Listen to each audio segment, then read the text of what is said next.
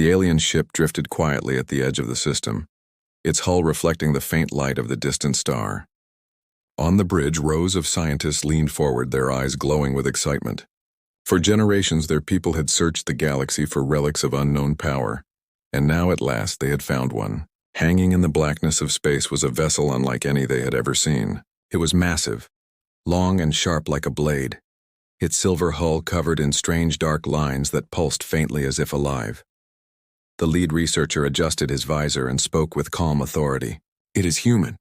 "There is no doubt." At that word, silence fell over the crew. Human. The name was whispered in their archives, written in old records as a warning. Stories told of a species that built machines of war so dangerous that entire fleets were said to vanish when they faced them. But the crew pushed away the unease. Legends were for children. This was a chance to make history. If they could study this ship, if they could unlock its secrets, their names would be remembered forever. The commander of the fleet stood behind the scientists, his expression unreadable. He had heard the same stories, but his orders were clear. Bring back information. Discover what made these humans dangerous, and if possible, capture their technology. The glory of their empire demanded it. The first scans began. Waves of energy washed over the silent warship. At first, the data came back normal. Size readings, density scans, estimates of power output. Then the numbers began to twist. Computers glitched, screens flickered, and alarms rang softly in the background. The scientists frowned, unsure. The ship's hull seemed to distort their instruments, giving readings that changed with every second. One moment it looked like solid metal, the next like shifting energy. Nothing held steady. "It is only interference," one of them said quickly. "A defense mechanism. We can push through." The commander nodded for them to continue. Outside, drones moved from the alien vessel and floated toward the warship. Each drone carried advanced sensors, designed to pierce the mysteries of any construction. The crew watched the feed with eager eyes. The drones drifted closer, their cameras showing the fine details of the human hull. Strange markings were visible, etched lines almost like scars running along the metal surface. Then, one by one, the feeds went black. "What happened?" the commander demanded. "No signal," a technician replied. "All drones have shut down." The silence that followed was heavy. The warship had done nothing, yet the drones were gone as if erased. Some of the crew whispered to each other, nervous now. The ship had not moved, had not fired, and yet it had reached out in silence and destroyed their probes. The lead scientist forced a laugh. "It is only a passive defense. Nothing more. This proves the ship is still active. Imagine what we can learn if we get inside." The commander's eyes narrowed. "Inside?" "Yes," the scientist insisted. "We send a small team. We land, we collect data, and we leave. No weapons, no hostility, knowledge only." The idea was dangerous, but ambition was stronger than fear. They began preparing the boarding party. Small craft were readied, their hulls shining under the lights of the alien hangar. Volunteers stepped forward, eager for glory, though their hands shook as they fastened their armor. From the bridge, the commander watched the human warship in silence.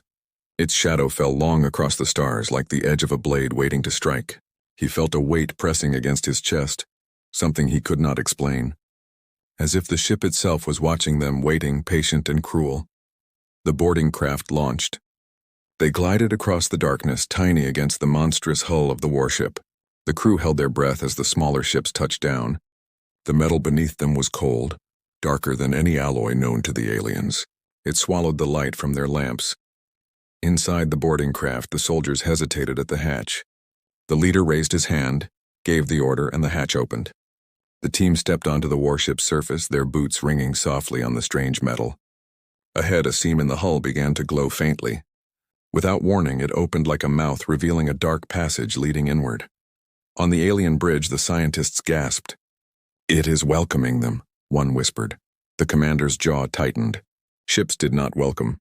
Ships did not open doors on their own. This was no relic. This was no derelict. This was something alive. As the boarding team moved forward into the dark corridor, their signals broadcast back to the fleet. The passage swallowed them, and the sound of their voices echoed across the bridge speakers. They spoke of walls lined with strange patterns, of air that seemed heavy, pressing against their lungs. Then, one by one, their voices began to distort. Words stretched, static grew, and soon the signals were filled with nothing but broken sounds. "Signal lost," the technician reported, his voice shaking. The commander turned toward the silent warship on the screen. Its glowing lines pulsed once faintly, like the beat of a heart. The silence was broken only by the lead scientist, who whispered with a trembling voice, "We have woken it." The first mistake. The boarding team's signals were gone. On the alien bridge, the crew stared at the empty screens, waiting for something, anything, to return. Only static answered them. Some whispered that the humans had built machines to trap the mind, to twist signals and turn them into echoes. Others tried to reassure themselves, saying it was just interference. But no one truly believed it. The commander ordered a second wave of drones, smaller this time, quick and light. They zipped across the void toward the human warship. Each one carried hidden recorders and tracking devices. If the first wave had been erased, this second wave would be harder to stop, or so they thought. The drones reached the hull, and for a brief moment they sent back perfect images. The crew saw strange patterns carved into the ship's surface. They looked like symbols, but not written words, shapes and grooves that twisted the eye if studied too long. Some of the scientists leaned closer, unable to look away. One muttered softly, almost to himself, "It feels like it is watching us through those lines." Then, without warning, the feeds cut again. No explosions, no flashes of defense weapons, only silence. The drones vanished as if they had never been there. Anger rippled through the bridge. One officer slammed his hand on the console. "This is mockery. The ship is playing with us." But the lead scientist smiled, though his face was pale. "It is proof," he said. "This vessel is alive with intelligence. We must continue. The first team may have been lost, but their sacrifice cannot be wasted." The commander's jaw clenched. He wanted to order retreat. His instincts screamed that this was no simple derelict, but the Empire had given him orders. He could not return empty-handed. With a cold nod, he ordered a second boarding team. This time soldiers would accompany the researchers. If the ship resisted, they would be ready. The small craft launched again, crossing the gulf of space. The commander watched them land on the dark hull. The same seam in the metal opened once more, glowing faintly as if welcoming them inside. He felt a chill. Ships did not open themselves twice. Ships did not behave like living things. The second team entered. For a moment, their voices came clear over the comms. They described long corridors stretching into the dark, walls alive with faint blue light. The air was strange, heavy and warm, as though the ship itself breathed. One soldier swore he heard whispers echoing in the passage. Another laughed nervously and told him it was just the comm static. The commander listened, his knuckles white as he gripped the console. Every instinct told him to call them back, to leave this cursed place. But the voices continued, reporting deeper exploration. They reached a large chamber where tall machines stood in rows. The researchers gasped, their voices filled with awe. They said it looked like a memory vault, a place where the ship stored knowledge. Symbols glowed across the walls, forming patterns no one could understand. One of the soldiers reached out and touched the wall. "Do not," the commander began. But it was too late. The moment his hand met the metal, every voice on the comm screamed. Static burst through the bridge, and the crew covered their ears as shrill noise filled the air. Then silence. One by one, the signals vanished. The commander stood frozen, his chest heavy. He looked at the lead scientist, whose face had gone pale as bone. "What happened?" The scientist shook his head. "The ship. It absorbed them. It is learning." Those words sent fear through the crew. To study was one thing. To be studied in return was another. The warship was not passive. It was not even hostile in the normal sense. It was curious, and that made it more terrifying. The commander gave the order to retreat the craft, but as they tried to pull back, the small ships would not move. Some invisible force held them pinned to the hull like insects caught in amber. Engines roared, thrusters burned, but they could not break free. Then the warship moved. Slowly, almost lazily, it rotated in space, casting its long shadow across the alien fleet. Weapons that had been hidden beneath armored plating slid into view. They were enormous, glowing with power, but they did not fire. Not yet. Instead, the warship sent out a pulse. It was not light, not sound, but something deeper. It shook the alien ships, rattling their systems. Screens flickered, lights dimmed, and the crew felt a crushing weight inside their skulls, as though the ship's gaze had entered their very minds. One by one, Systems failed. Shields collapsed, weapons went offline, and even life support began to flicker. The fleet was being disarmed without a single shot fired. Panic spread through the bridge. Officers shouted, scientists pleaded, and technicians slammed uselessly at dead consoles. The commander raised his voice above the chaos. "Hold your positions! Do not break formation." But it was already too late. The first mistake had been made. They had touched the warship.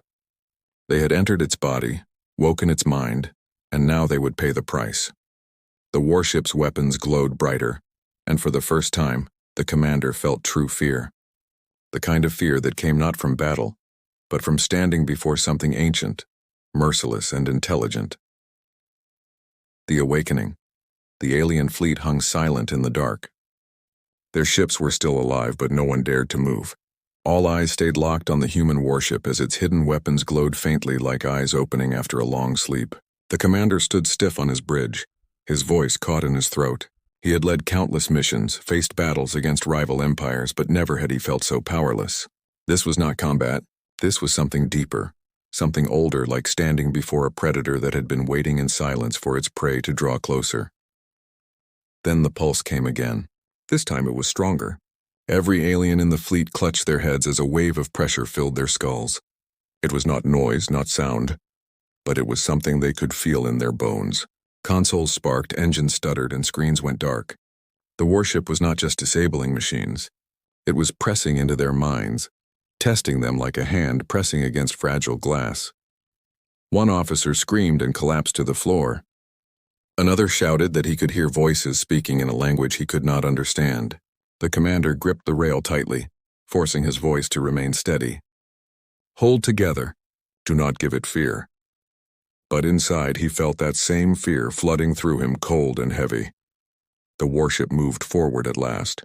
Its massive body glided across the void, slow but unstoppable, as if the stars themselves bent away from its path. It circled the alien fleet like a predator circling prey, its weapons ready but still unfired. Every second it waited felt worse than attack. It was studying them, measuring them, learning how they would react. On the bridge, the lead scientist whispered, "It is not fighting. It is watching." The commander turned on him. "Explain." "The ship has already taken 2 teams. It erased our drones. It has drained our systems without striking a blow. It is learning everything about us. Every signal we send, every attempt we make to resist, it is absorbing. We are not studying it. It is studying us." The words sank into the crew like poison. Some officers began to argue for retreat. Others wanted to fire all weapons in a desperate strike. But before a decision could be made, the warship acted. Its weapons flared once and a beam of pure light shot through the void. One alien cruiser, proud and powerful, was cut in half in an instant. No explosion, no resistance, only silence as its remains drifted into space. The fleet recoiled in horror. The warship had made its first move not to destroy them all, but to remind them of what it could do. The commander barked an order to raise shields, but the moment the command was given, the fleet's shields collapsed again, disabled by another invisible pulse. They were naked before the monster. Then something worse happened. One of the alien ships, pulled by a force no one could explain, drifted away from the formation. Its engines fired desperately, but it was dragged toward the human warship like metal to a magnet. The crew screamed as the vessel was swallowed by the warship's shadow. The commander watched in silence as the captured ship touched the human hull. It did not explode. Instead, its lights went out one by one as if the warship was draining it dry. A moment later, pieces of the captured ship began to shift. Its armor plates tore away, its weapons were dismantled, and its engines were peeled apart like a carcass stripped by a predator. All of it was drawn into the warship's body, swallowed without waste. Gasps filled the alien bridge. The lead scientist could barely speak. "It is feeding on us." Fear broke the fleet's discipline. Ships fired their weapons blindly, beams of energy striking the human warship from every angle. Explosions lit the void, but when the light faded, the warship remained untouched. Its hull shimmered faintly as if mocking them. Then it turned, and in a single blast, 3 more ships were reduced to wreckage. The commander slammed his fist against the console. "Cease fire!" he roared. His voice cracked with desperation. "You only give it more to learn." But it was too late. The warship had already tasted their strength, already measured their tactics. It moved faster now, weaving through the fleet with impossible grace. Every attempt to block it failed. Every formation it broke with ease. The aliens had always believed themselves clever, but now they saw the truth. Their cleverness was nothing before human design. Inside the warship, something stirred. The glowing lines along its hull pulsed brighter, more rhythmic, like a heartbeat gaining speed. The ship was no longer pretending to be silent or dormant. It was alive, awake, and ready. The commander stood frozen, his eyes locked on the monster outside. For the first time, he understood the truth of the stories his people had dismissed as myth. Human warships were not tools. They were hunters. They were built to think, to wait, to strike with cruelty that no other species could match. The fleet was breaking apart now. Some ships tried to flee, their engines blazing as they turned away from the fight. But the warship was faster. It leapt forward with bursts of energy, cutting down escapees one after another. No one could outrun it. The commander lowered his head. He had led his fleet into the jaws of a nightmare. They had come to study a relic, a piece of history. But what they had woken was not history. It was the present, and it was death. The warship's weapons glowed once more, bathing the fleet in light. And in that moment, every alien on the bridge felt the same thought pressing into their minds, cold and merciless. You should not have come. The nightmare. The alien fleet was no longer a fleet. It was prey scattered across the void, torn apart piece by piece. What had begun as a mission of pride and curiosity had turned into a slow destruction, orchestrated with cruel precision. The human warship did not rush. It did not strike wildly. Every movement was deliberate, every attack calculated. It fired only when it needed to, dismantling ships one by one, stripping them of hope. To the commander, it was as though the vessel was savoring the hunt, stretching it out so they would understand the full weight of their mistake. On the bridge, fear spread like infection. Officers who had once spoken with confidence now whispered prayers to gods long forgotten. Some sat frozen at their stations, unable to move. Others shouted in panic, demanding to flee, to abandon the mission, to save themselves. The commander silenced them with a single look, but his own hands trembled as he gripped the console. The warship's shadow fell over another cruiser.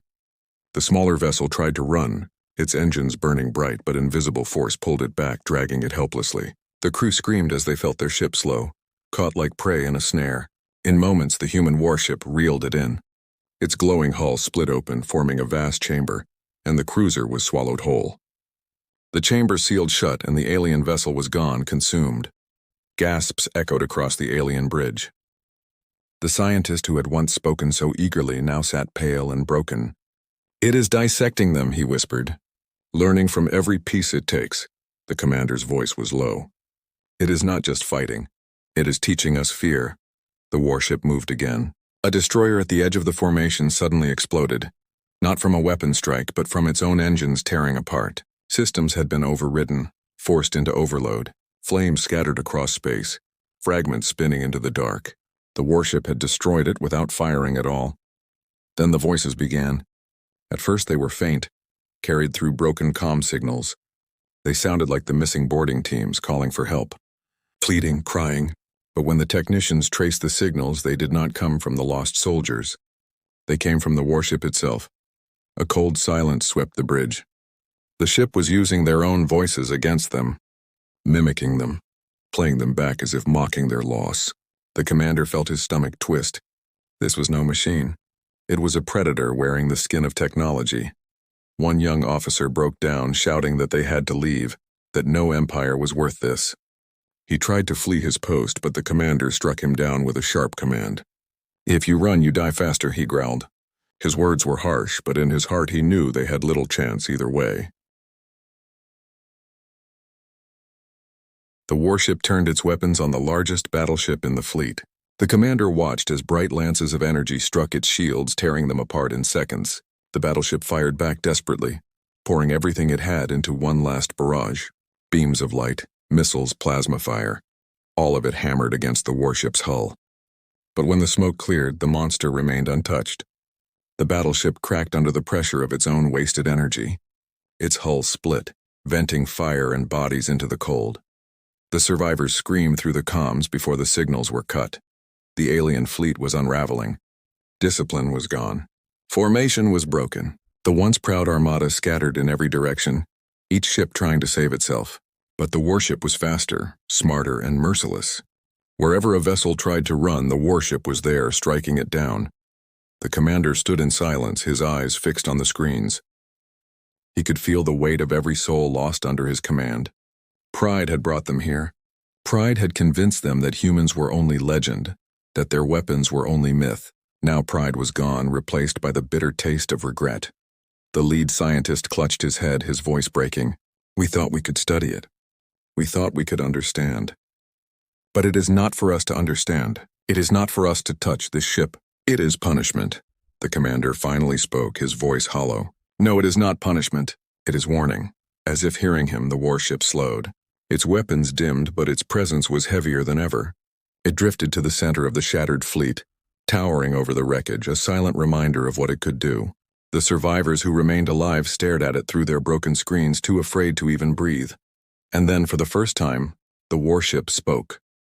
Not through language, but through a deep signal that pressed into their minds. The words were cold, steady, without emotion. You wanted to study. Now you have learned. The commander closed his eyes. They had awakened a nightmare, and the nightmare had chosen to let them see its face. The revelation. The battlefield was silent except for the drifting wreckage of broken ships. Fires burned faintly in the void, casting thin orange light across twisted metal. The survivors sat in the shadows of their crippled vessels, staring at the human warship that hovered at the center of it all. It was still now, its weapons dimmed, its great hull glowing faintly as though it had no more need to fight. The commander stood on the bridge of his half-dead cruiser, his crew broken around him. Some whispered prayers, others simply sat frozen, their eyes empty. They were not soldiers anymore. They were witnesses to something beyond war. Then the warship spoke again. Not through sound, not through comms, but directly into their minds. Its words were cold, stripped of emotion, yet heavy enough to press against their very souls. You came to learn. You came to pry open what was never yours. The commander clenched his fists. He wanted to shout back, to demand mercy, to demand understanding. But he felt the weight of the voice pressing down, making resistance impossible. The message continued. Humanity does not share its strength. Humanity does not forgive trespass. What you have seen is what awaits those who reach too far. On the bridge, the lead scientist broke into sobs. It warned us, he cried. We were warned in the old stories. We should have listened. His voice cracked as he buried his face in his hands. The warship drifted closer, so near that the commander could see the endless scars cut into its surface, each one glowing faintly like old wounds that had never healed. He realized then that this was not only a weapon, it was memory. Every battle it had fought, every enemy it had destroyed lived within its body. It carried the record of centuries not in words but in scars of fire and steel. The warship's voice pressed into them again. You will leave. You will carry this truth to your worlds. Tell them what you have seen. Tell them why the galaxy fears our silence. The survivors trembled. It was not only defeat. It was a command, an order written into their bones. They would return to their people, but not as victors. They would return as heralds of terror. The commander raised his eyes one last time. He spoke quietly, not to his crew, but to himself. We came as hunters. We leave as prey. As if hearing, the warship's lights pulsed once, slow and final, like the closing of an eye. Then, with a flash of impossible speed, it was gone. No trail, no burst of energy, only absence. One moment it had been there, larger than mountains, heavier than fear itself. The next it had vanished into the dark, leaving only wreckage and silence behind. For a long time no one spoke. The alien fleet, or what little was left of it, floated broken, scattered like bones across space. At last the commander gave the order to retreat. Engines sputtered to life, damaged but still able to burn. The survivors turned their bows toward home, but even as they moved, each crew member knew the truth. Their mission was not a study. It had been a trial. The humans had allowed them to come close, had let them touch the surface of their secrets only to teach them terror. The warship had chosen to leave survivors not out of mercy, but out of purpose. The scientist whispered the final truth aloud. It wanted us to see. It wanted us to spread the warning.